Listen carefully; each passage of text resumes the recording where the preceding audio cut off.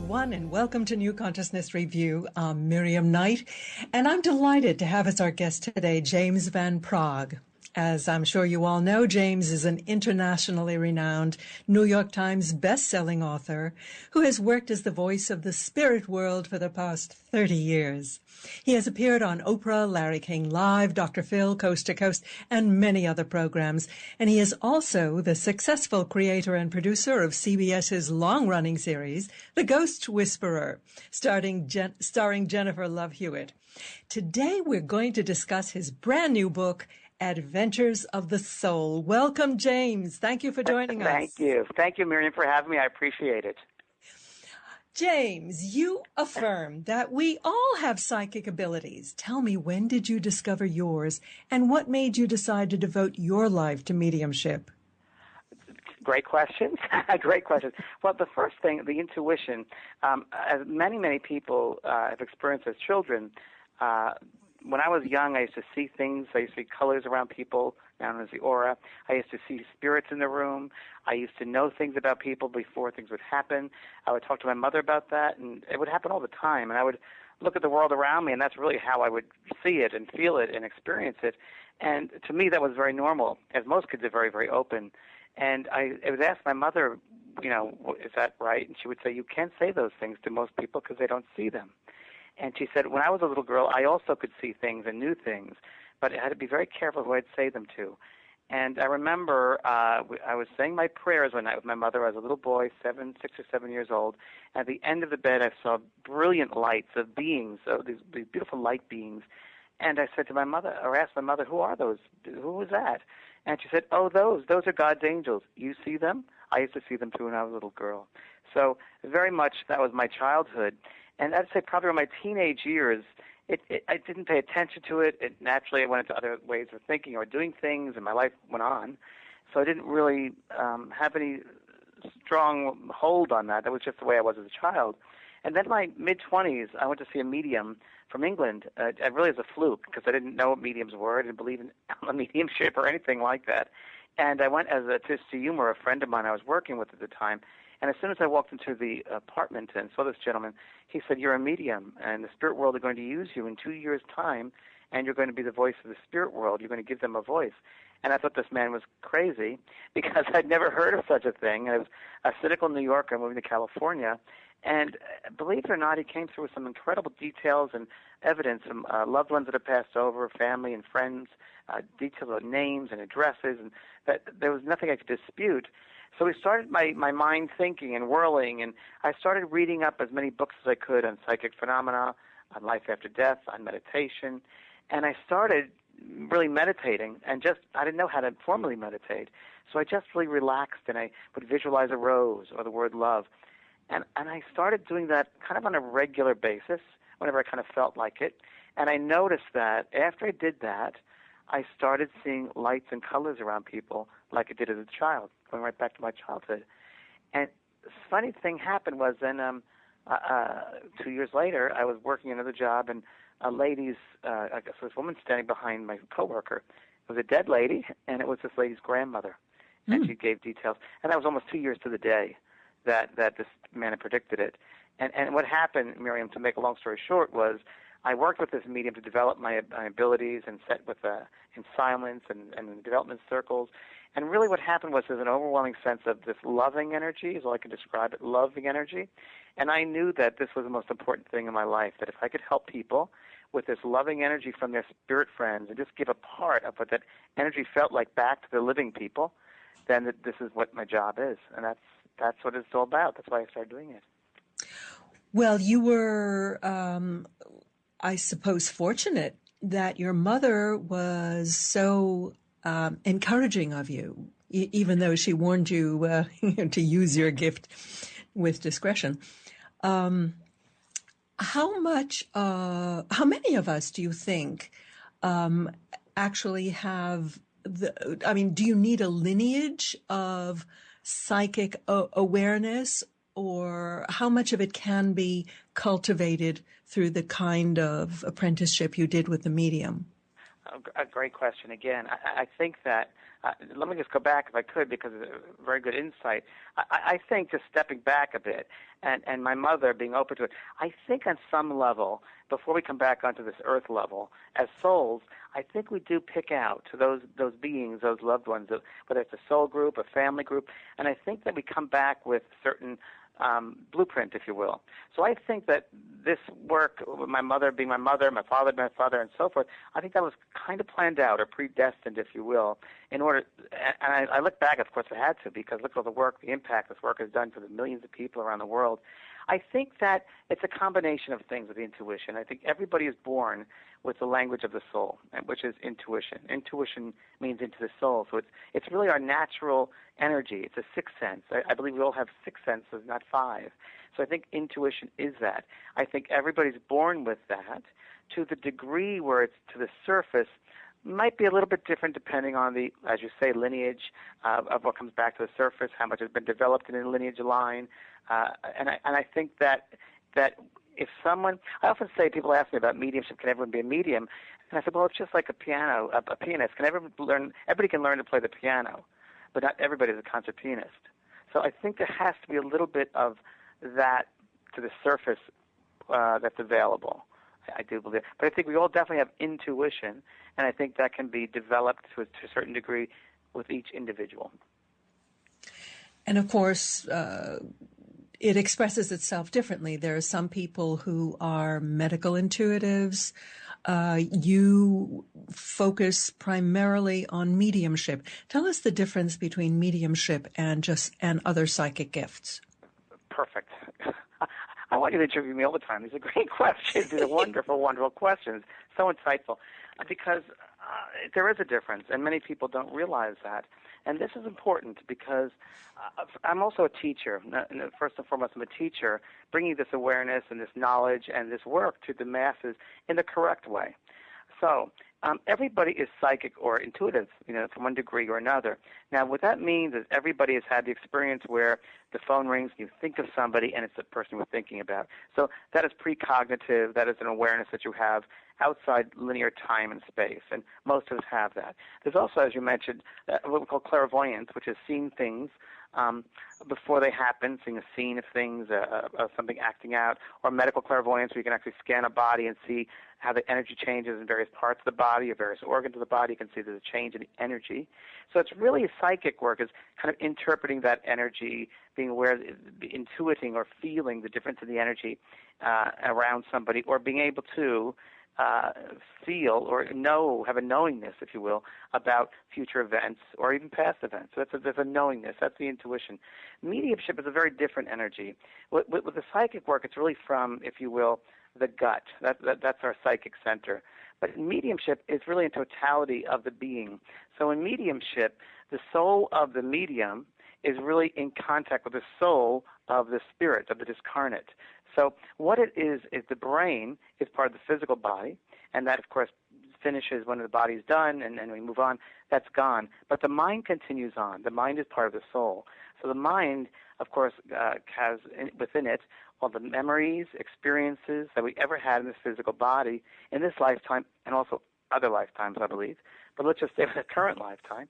So what it is when you pass the other side of life into the other dimensions, you have an awareness of all the experiences and all the memories that you made while on the earth.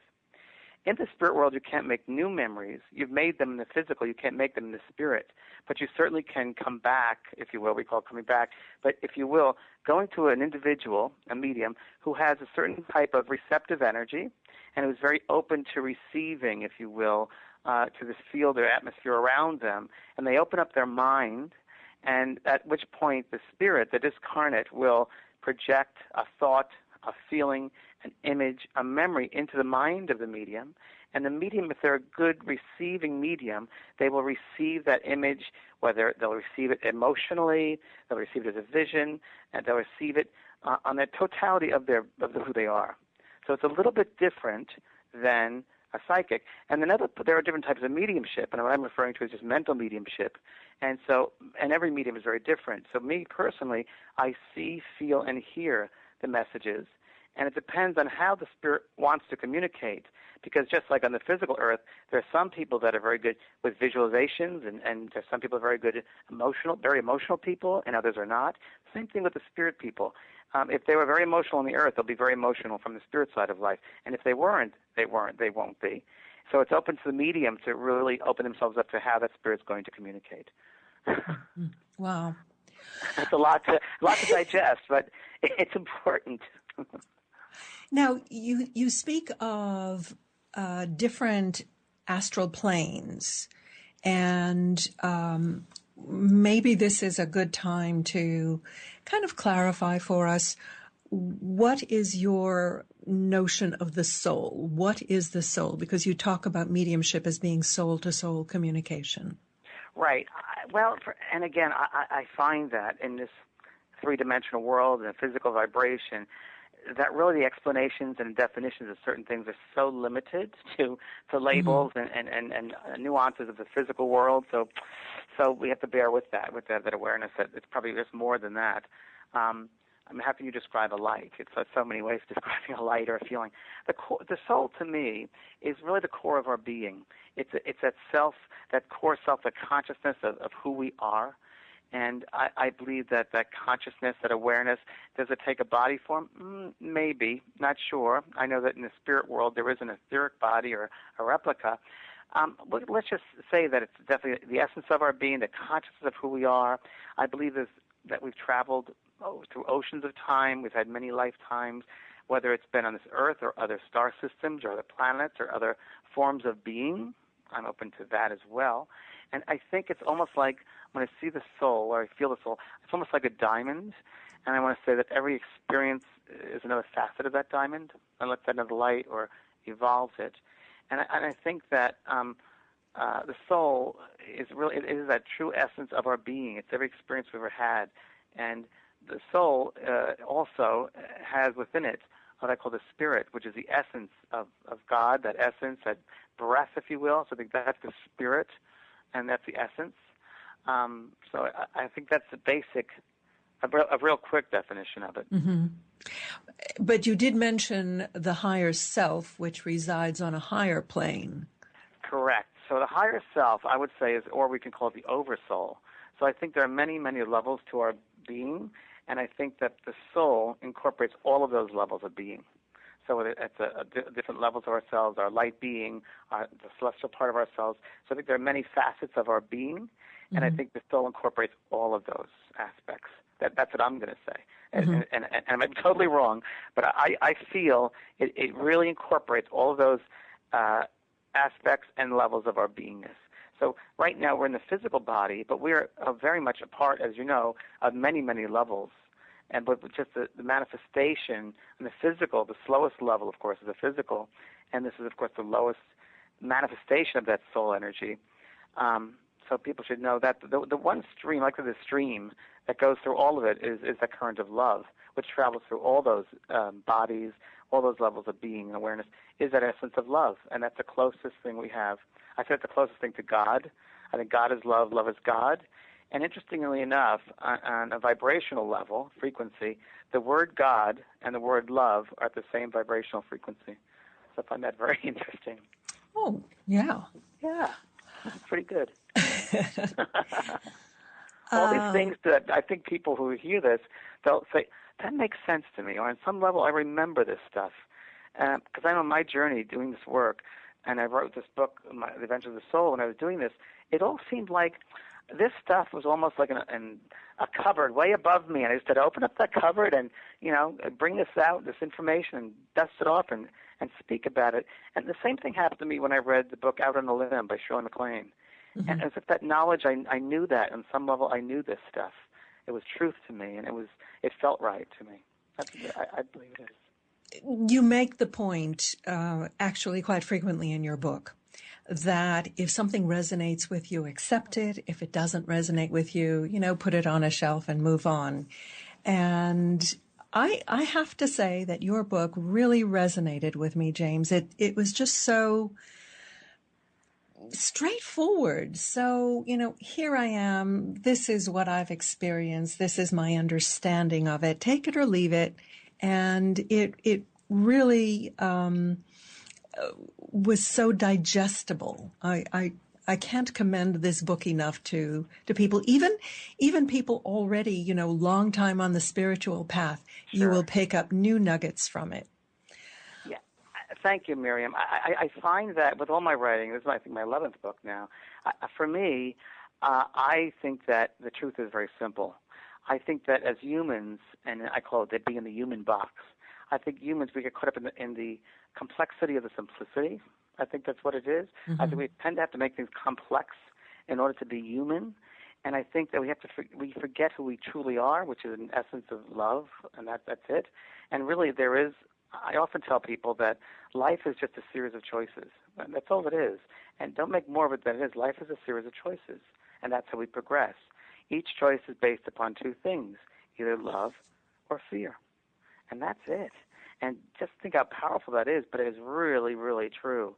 So if you have a group of people sitting down in front of you and you say to them, go back into your life and go back to your childhood and bring yourself to experiences, memories that you've had, events that you've had in your life that were very strong in your life, that made your life choices. And you go back in your mind and remember those. And as they do that and they come to current day, you say to them, were your choices based upon what other people thought of you, what society thought of you, what you wanted to be loved, or was it just based upon, I love myself, I'm going to do what I love, and this is the way it is? And you will see that I would say a good 85% of the people have based their lives on fear, on what other people thought of them, trying to receive love from other people, trying to do things that they would receive that love. So it's very, very interesting that if we would just accept that we are these loving beings, and then I say to people, listen, whatever anyone thinks about you, it's none of your business, because they don't know you as well as you know yourself. And so this is what I live with, and the philosophy I live with, and my books are just like that. This book, what's the point of making a book, writing this information? And it's really not my information. I'm just sharing my experiences to make it as simple as possible, because it is simple. And I think that's what the idea is. I think all good works have to be simple, to the point, and within the simplicity can be a little bit of complexity there, or question things. But I think you can never speak up to people or down to people. Just speak at people. And people will recognize that genuineness and the integrity. James, you must be psychic, because that was the question you were going to ask. That is precisely the nugget I was referring to. I mean, just the notion of reviewing the choices that you're going to make today. Is this coming from fear? Is it coming from love? Which way do I want to go? That is so powerful. It's so powerful. So when we say about, the 12-step programs have been fabulous in this as well for self-empowerment, because I stole a lovely thing, fear, F-E-A-R, false ego appearing real. Mm-hmm. And that's really what it is, false ego appearing real. So we put so much into that ego, and we realize so much of what other people think of us. And that's not the way we should. Everyone's so different. I think that we have to celebrate the diversity in each soul. And I like to say that each soul is a snowflake. Each one is unique and different, and you put them all together, and it's beauty. But the differences are what makes its beauty. Mm-hmm. So and I think people have to get back with, like you say, empowering themselves, giving themselves back the truth, that they're okay. They don't have to go anywhere else to be who they are. They just be themselves and celebrate that. You used another beautiful metaphor as well, that of a tapestry, how we weave the tapestries of our own lives, and together we weave the more complex tapestry of our societies. Yes, I had that experience, Miriam. As you read the book, it was a pretty profound, probably the most profound experience, one of the most profound that I had, with a near-death experience where I had food poisoning, and I really, it was bad. For 12 hours, it was very bad. And I eventually hit the sink.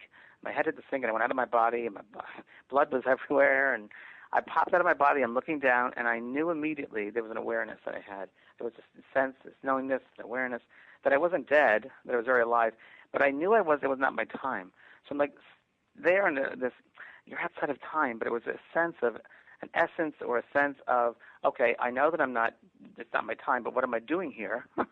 And immediately I was aware of this ribbon, if you will, coming out of my head, going to this tapestry above me, and I was it was just incredible to look at the sparkling type of tapestry.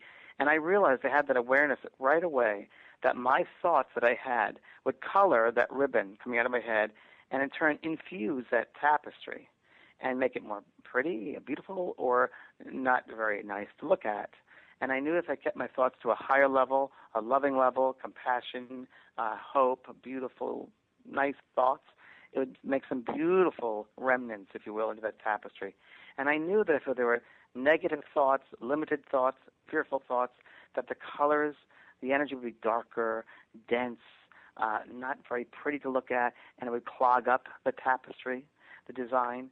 And I also realized, and it's a strange thing because in that level, everything becomes one, and you kind of know things instantly. I was aware that every single person had a kind of ribbon, and that their thoughts, their own thoughts, did paint into that tapestry, which is above every single person. And I realized that at the end of life, when we have a life review, when we first pass over to the side of life, we look at those tapestries. We look at our influence of how we influence that global or universal tapestry. What was our influence? Was it a good influence? Was it a bad influence? Did we help people? Were we compassionate? Did we love? Did we forgive?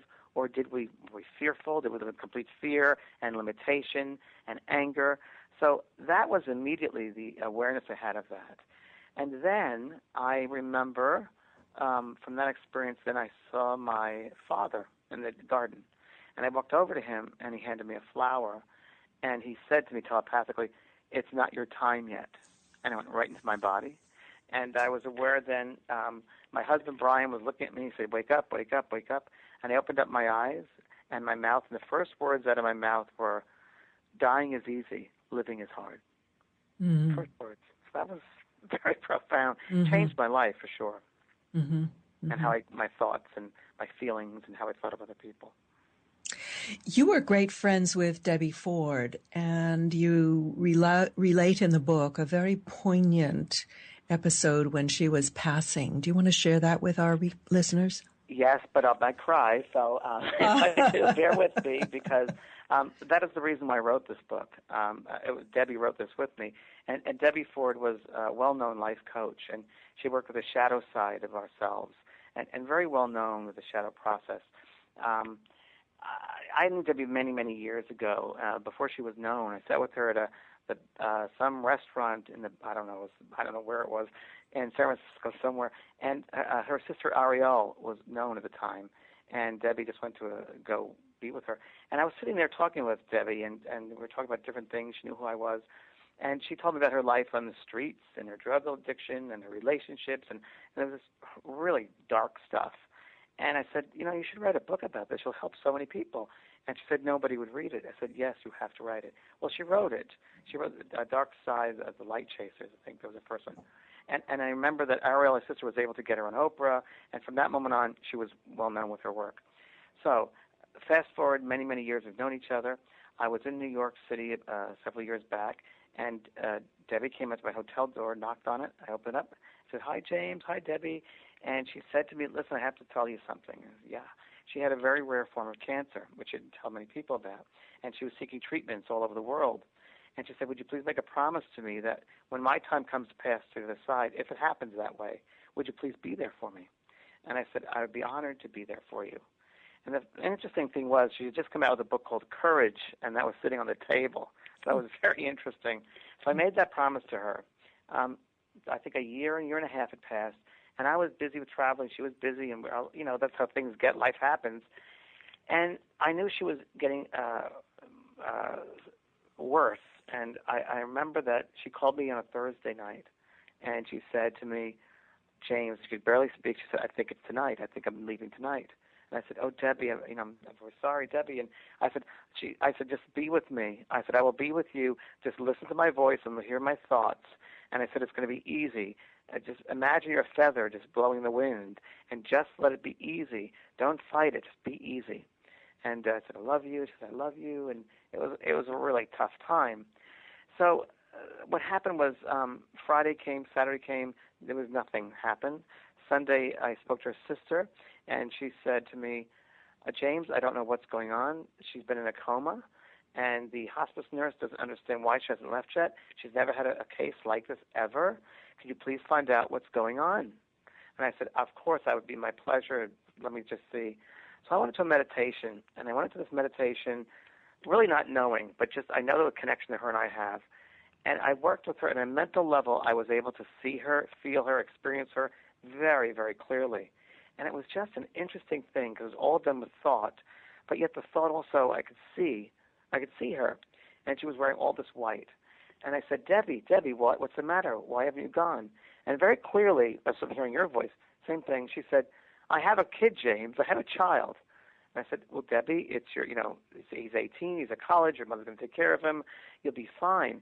And then I was able to see two people around her from Miami, Florida, who had passed away of AIDS, and also her father who I felt he was a lawyer or something legally. And I was able to get through these names. I just knew them in my mind. And later I found out, indeed, they were people over that passed over who were trying to reach in to help her come over to the side. So I said to these people, are waiting for you, Debbie. It's okay to go. Just breathe into it. Just be a feather. And she said, I don't understand this. I lived my whole life learning how to live, and now I have to learn how to die.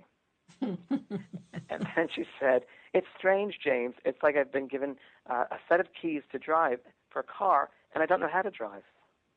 So it was really interesting. And I just worked with her on a mental level. I said, just breathe into it. I said, pretend it's the Wizard of Oz, and you're just going to go on the yellow brick road and just go to the curtain and just breathe in. They're right there loving you, and just breathe into that light. You know that's going to be pure love and hope. Will it be okay? I promise it'll be okay. I love you. I love you. And that was the end of the meditation. That was the end of probably, I'd say, 25 minutes. Then about 2 hours later, I was in the room watching television with Brian, and my husband Brian, and all of a sudden this cold breeze, not even a breeze, it was this huge coldness from the ceiling down, came right over to me, and I said, oh, wow, it's Debbie. And Brian said, he's a total double Virgo, pragmatic person, said, you must have opened the door, you must have a door open. I said, no, there's no door open. He checked the house and came back, and he said, there's no door open. I said, no, it's Debbie. And he said, oh, Debbie, we love you, and this beautiful feeling of love. And then that cold breeze left, the phone rings, and it's Debbie's sister, Ariel, who said, Debbie just passed. Mm-hmm. So mm-hmm. Wow. That was the beginning of the book. Amazing experience. Absolutely. Well, perhaps because Debbie, in her earlier years, and in fact, probably throughout her life, was such a survivor. I mean, that almost defined her, survival and courage, that she might have felt that, it was kind of giving up to pass over. Letting go of control. Yeah. Yeah. It's so hard for all of us, I think, on some level to surrender control. I often tell people, Miriam, and it's so funny when I work with audiences and there are control freaks in the audience, because I'll say, you have no control. And they look at me and like, ugh. I say, no, you have no control. I said, you cannot control other people's thoughts. You cannot control other people. You can't control that. But what you can control are how you're going to receive that impressions, receive the energy from another person, how you're going to deal with that. So I often say, how people treat you is their karma. How you react is your karma. Oh, yeah. That was... Yeah. That's true. So what is your understanding of karma, what karma is, and how does that connect with reincarnation?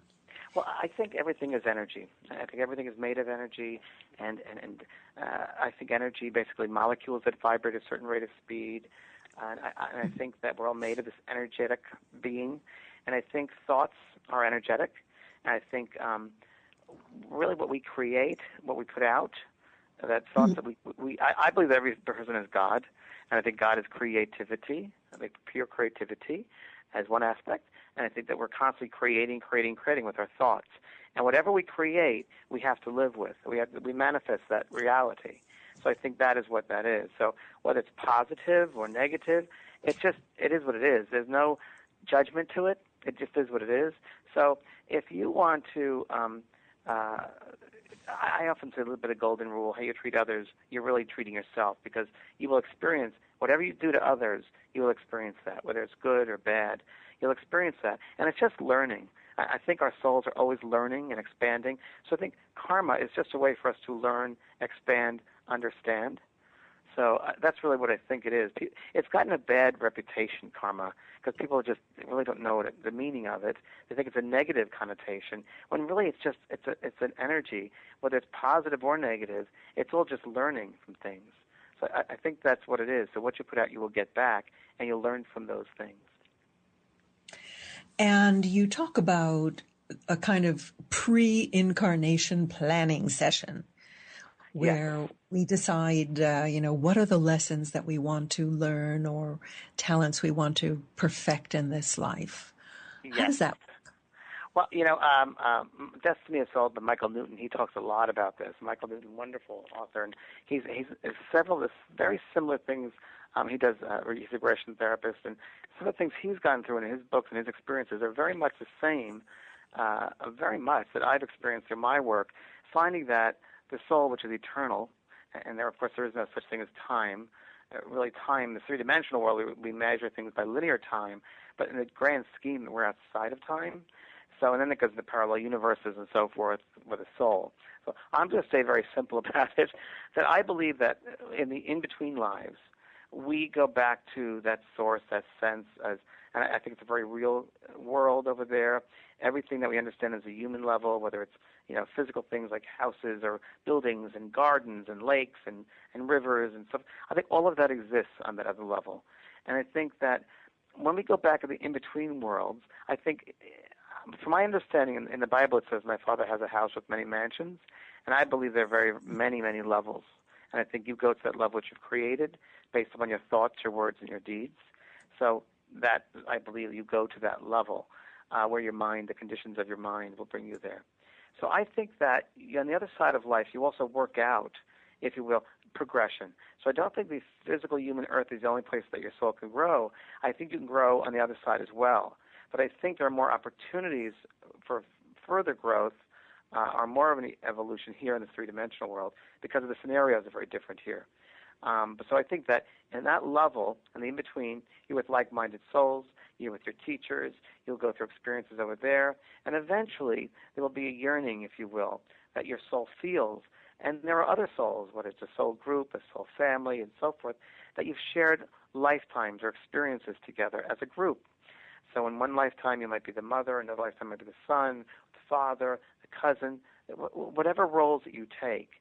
And I do believe that Shakespeare got 100% right, where Shakespeare said the world's a stage and we're merely players upon it. I do believe that. I think each lifetime we take on these different roles, and what happens in between lives, we'll work with our counselors, our guides, our teachers. We will go to, if you will, let's say another lifetime we're going to come back as an artist. Perhaps we'll go to a school on the other side of life to perfect that aspect of our being. So we come back to the earth life, that will come to the surface. So I do believe we prepare for our upcoming life. So I believe that when we, on the other side of life, that yearning, that calling to move on, to come back and experience human life, we do that with not only ourselves, but our group, our soul groups, and the soul grouping, soul family. So we come back on this human level, not only to evolve on an individual soul level, but we also evolve as a family unit, as a soul group unit, because I really do believe, Miriam, that we're all connected. I believe there's a oneness.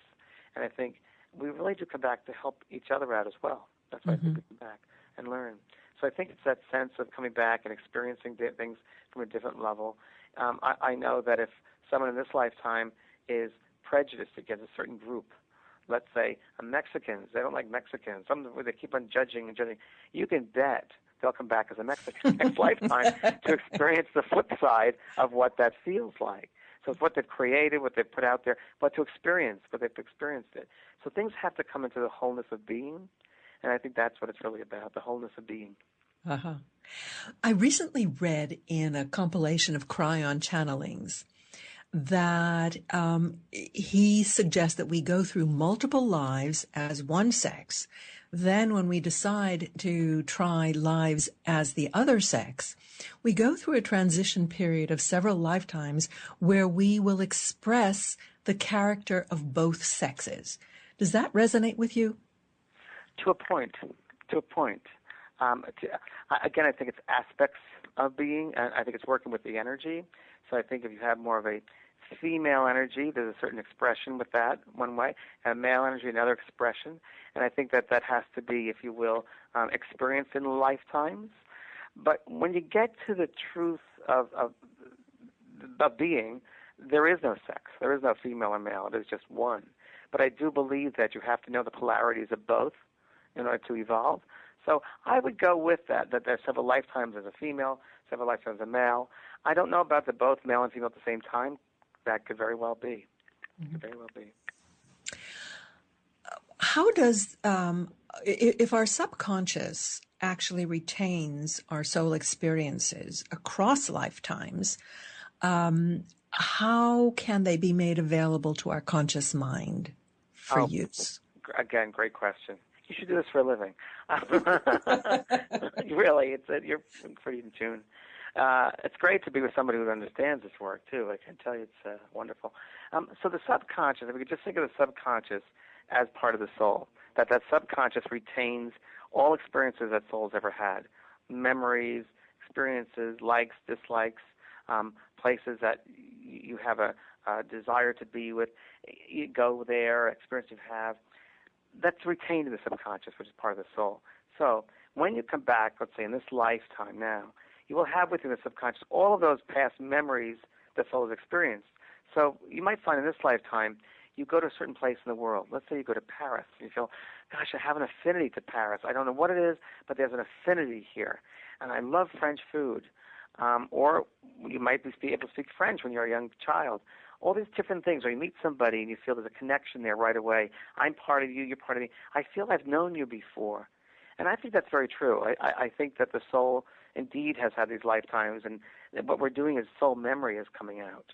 And you're experiencing that sense of the subconscious, the conscious. Now, all of those experiences, all of those lifetimes, if you will, are available to us if we choose. I think that when one person gets to a stillness, if you will, or if you will, there's many regression therapists that will bring you back to a time, another time, which is really, if you will, at the surface of your soul memory. So, for instance, if I had a fear of water, and I just didn't want to get in the water, that might come directly from a past life experience. So if I was to be regressed and go back into another lifetime, just be aware as a soul, observing something to do with water, and this has actually happened to me, so I can share this with you. I've experienced it, sure enough. I was in a lifetime where I was a galley slave, and the boat went over, and I was drowned to death. And that held a trauma, a certain trauma, an emotional trauma. And it seems that those emotional traumas are the strongest ones that the soul are closest to the soul's surface, if you will. And they affect this current lifetime. So many people who have phobias and fears and unrealistic fears and rational fears, many times we find that they have had experiences, their soul has experienced in a former lifetime that's been so traumatic that it comes back in this lifetime close to the surface. And once we go through the regression therapy and we open them up to this experience and they realize this is what happened, they can let that one go. Mm-hmm. And I've done past life regression therapy with my work with people, and it's been very, very helpful. And it really is, I like to say, part of the soul memory. It's part of the soul makeup. So it's really pretty fascinating. But it's always available for us. You have a fascinating list of common themes of soul lessons that we're here to kind of experience and work through. I do. Obviously, everybody is individual, but there are themes. Tell us some of the more kind of powerful ones. Well, there's some incredible ones. And when I went through this list, or went through to categorize some of the soul lessons, I really had to go through in meditation and really let Spirit kind of give me this. And I find that there was not one lesson more powerful than the other one, but they were all certainly had power in their own. One would be balance. So many people have to find balance in their life and bring us the mind, if you will, to a state of harmony and do so without being judgmental. That's one. Another powerful one would be change. Change is a big lesson that no matter how we try, nothing can grow or evolve without movement and change. Things have to change. That's part of the energy. It's part of what you hear about. Another one might be denial. So many of us may live in denial and being aware that there's a fear there about something, and how can you replace it with an awareness, an insight, or mindfulness about something. So there are many things. Humor is another one. Doubt would be another one.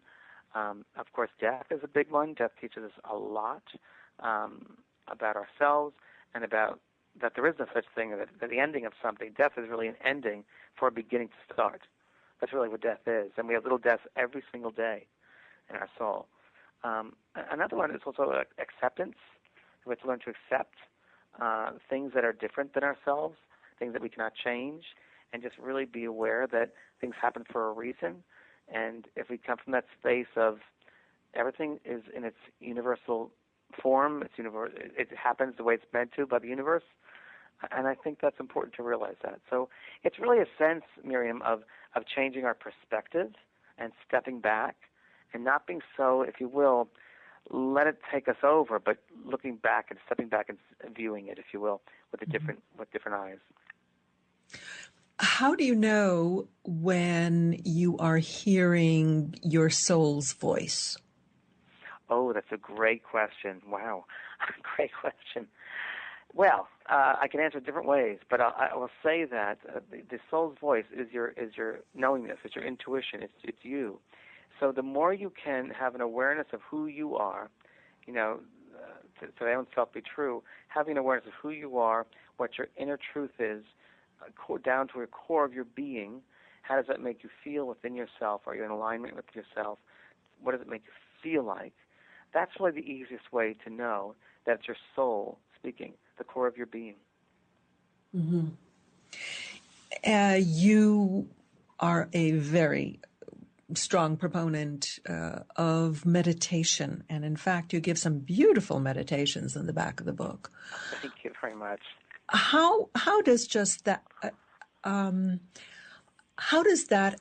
And all of the top spiritual teachers all say meditation is absolutely essential.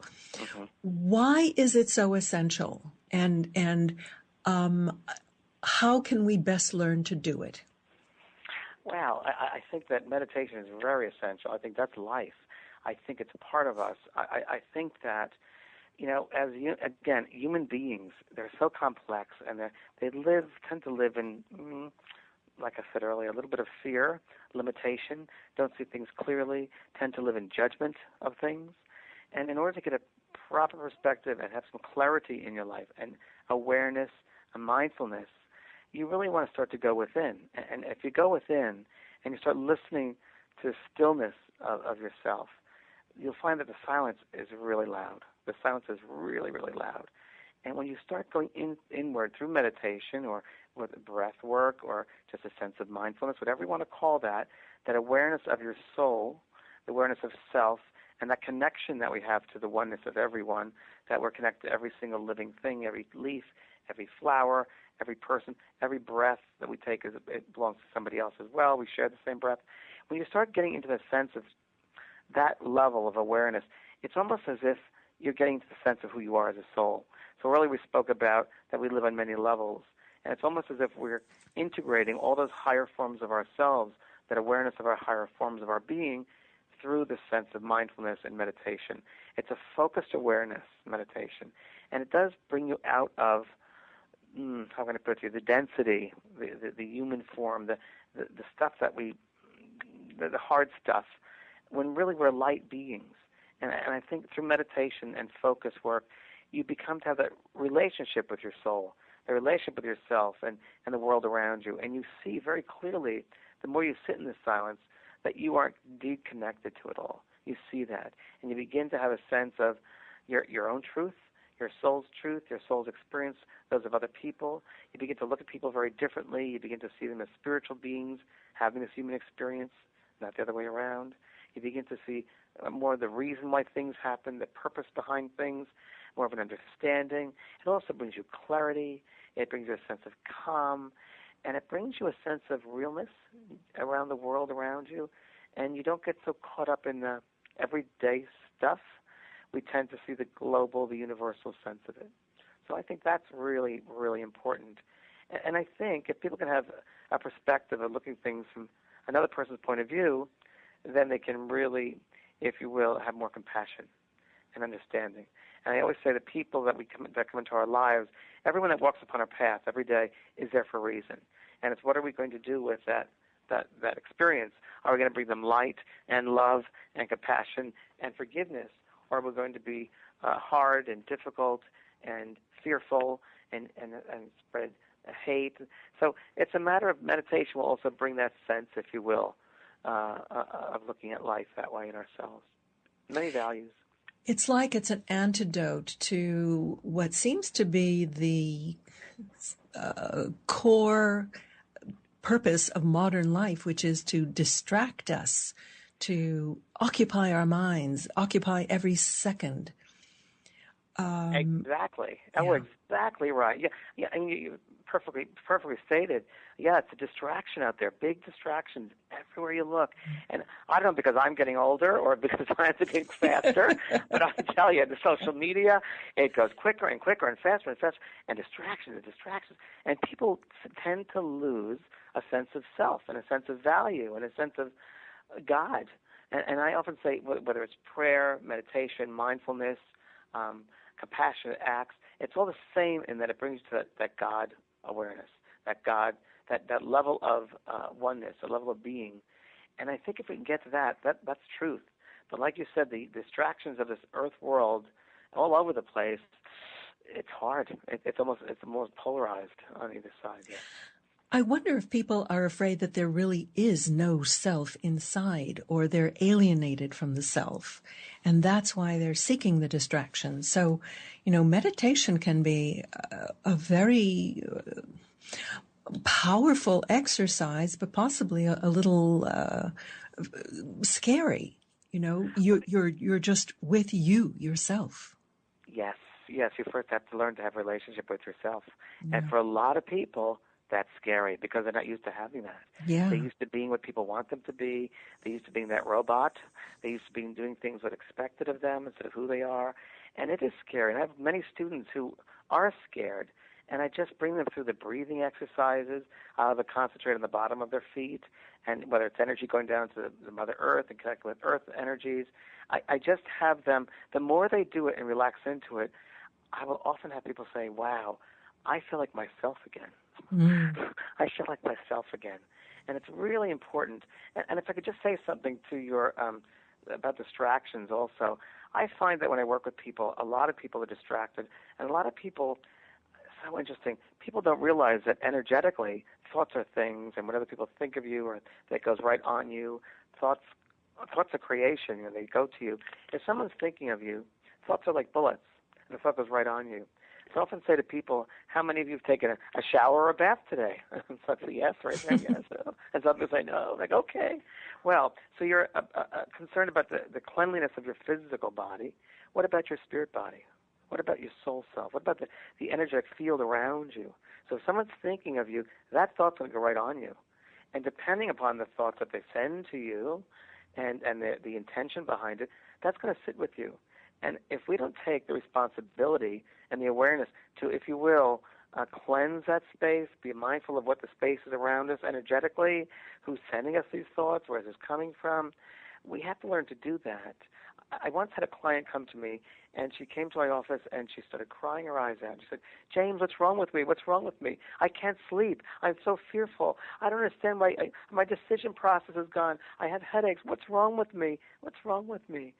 And I said to her, it's not what's wrong with you. It's who's wrong with you. Whose energy have you been picking up? Who's been sending you these thoughts? And I sat down with her, and I started peeling away energetically other people's energy from her space. And she didn't know I was doing that. I was just cleaning her out, cleansing all out. And eventually she did say to me, oh, wow, I feel better. I feel like my power is coming back. And it was. So I think everybody needs to be mindful and responsible every day to just, if you will, navigate or look over or scan through the energy field and just see what energies are picking up. And I do in the shower every morning. I'll envision a beautiful God light coming through the top of my head, the crown chakra, going through the body, surrounding every cell, every muscle with this beautiful God light, and then all around me, the space around me. And I will really visualize coming out of my toes and my fingers any dense energies that don't belong to me, any foreign thoughts that don't belong to me, anything that's not of the highest good, and I'll see they're going down the drain, and then we'll get to a space, eventually keep on doing that, and I'll get to a space of, it seems like centeredness. Mm-hmm. And then what I do is I program my day by saying, may God go before me and show me the way. Mm. And that's how I program my day. Mm-hmm. And I think everybody's got to be responsible on an energetic level to kind of do that, because the universal law, like attracts like. You will receive it to your space, really that energy that you're at. So if you're in a fear energy and limitation, you'll draw that to you. But really, if you're in this loving energy, you'll also draw that to you. Yeah. So we've got to be responsible for that. Well, let's take it up a level. You say that joy is our natural state. Why is it so difficult to live in joy, and how do you manage it? Well, it's funny because I think joy is part of the journey, which it is literally Journey, joy, journey. I think that came to me. I think joy is a part of our souls. I think it's one part of an aspect of our soul. I think that's a natural sense of our beingness is joyful, is happiness. And I think that, again, getting in touch with our true essence of our being, our soul self, our connection with our God self, that to me is joyful. That is light. That's humorous. That's fun. And I think that's who we are naturally. But I think people don't have relationships with their true self. And they open themselves up to fear, to limitation, yet again, to what other people think of them, phobias, their value systems not clear to them, don't have love in their lives, again, living in fear, not love. So I think that's what it's about. So I try to surround myself with hopeful, joyful, happy people. I crack jokes all the time. I have a good sense of humor. I try not to take things so seriously because we're all going to get out of this. I know for sure that every single person is not going to survive in the physical life. We're all going to die, what we call death. We're all going to leave this body one day. And I think from my work as a medium over the 30 years, I realize, of course, I get taught every day with the work, that life is really short. Human life is really, really short. Whether it's 70, 80, 90 years, it's really short on the level of time, of awareness of who we truly are. So we should make every moment count the best we can. And even when there's opposition, we have to try to see that maybe there's something I'm learning from this. Maybe there's some valuable gem in here that I have to recognize. Mm-hmm. And if we keep a sense of centeredness and clarity, maybe we'll be able to see that opportunity there that disguises itself as something negative that happened or bad that happened. Instead of judging it that way, maybe it's just a lesson that our soul's learning, and it's disguised that way. Fantastic advice. You no longer give it individual readings, but you do teach. How can people find out about your events and your books? I do. I love teaching, as I said earlier, and that's my number one thing. So I teach around the world, and all of my events and my book signings, all that sort of thing, are on my website, which is www.vanpraagh.com. And I also have a Facebook page, James Van Praagh, and I'm there all the time myself. So that's how people can get in touch with me. Yeah. Oh, James, it's been such fun having you on the show. We've been speaking. Thank you, Miriam. It's been a joy being with you and really enjoying the interview. Thank you. Love to speak to somebody who gets it. James Van Praagh, author of Adventures of the Soul. Thank you, James. Thank you, Miriam. Next week, our guest is going to be, wait for it, me. J.D. Messenger is going to interview me about our new book, What Wags the World? Tales of Conscious Awakening. And who would be better than J.D., since he is one of the profiles in the book. And now, given the theme of the show, we're going to close with a lovely reminder from Cara Johnstad. Her song is called Silence is a Journey.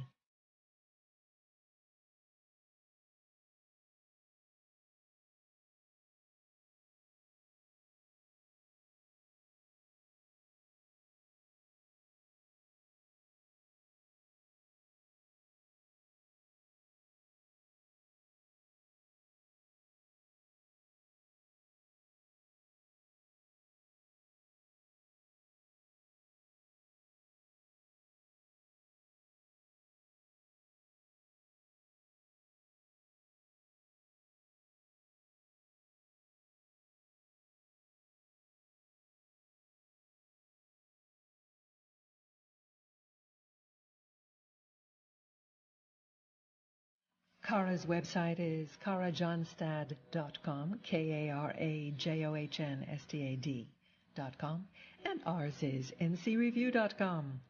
Until next week, I'm Miriam Knight for New Consciousness Review. Thank you for listening. Goodbye.